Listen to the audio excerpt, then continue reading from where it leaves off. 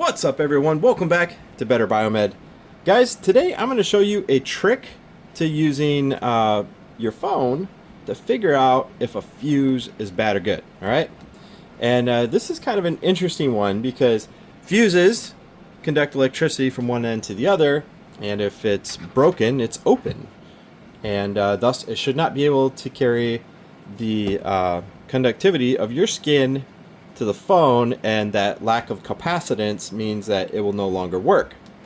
So we can try this out. I know, aw, cats. See? That one works, right? Let's try the next one. Works. All right, let's try this one.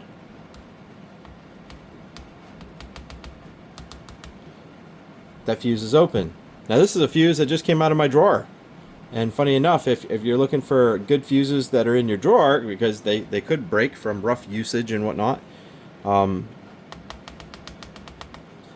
that could be how you'd find one. But here's the problem, is using a phone to find a bad fuse. If you're just changing out fuses and you don't have a multimeter, you can do that, but here's the real big problem. You change out this fuse, and what's going to happen to the next one? Fuses blow for a reason. And if you just change out a fuse on any modern day electronic device, there's a problem.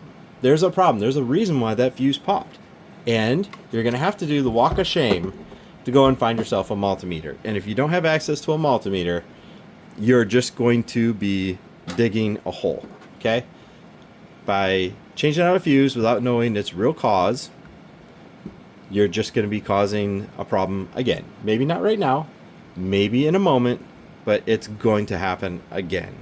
And that's why you have to have proper measurement tools. Yes, it's a cool trick. And I admit, I did not come up with that trick. However,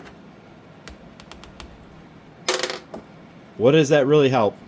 It doesn't help at all, because if I've got a piece of electronic that's down and I've got a burnt fuse, you need one of these guys. That's all there is to it. Anyway, just thought I'd show you a cool trick using your phone and the touchscreen to figure out broken fuses. It's all over the internet. I didn't come up with it, folks, but there you have it. Get yourself an inexpensive multimeter and have regular access to it. Thanks for watching, guys. If you enjoyed this video, don't forget to give it a thumbs up and subscribe for more content. I'd love to hear your thoughts, so drop a comment below with what you'd like to see in future videos.